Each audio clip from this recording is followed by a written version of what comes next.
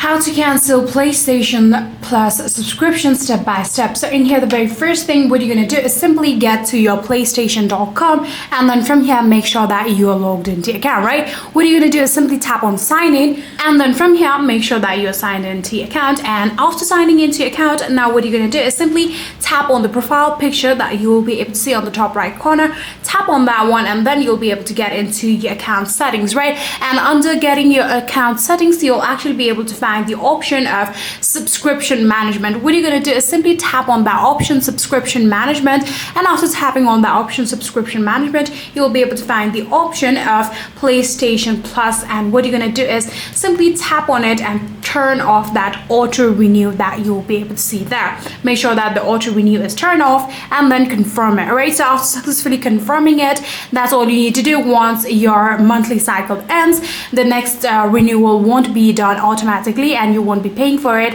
And just like this, you'll be able to cancel your PlayStation Plus subscription.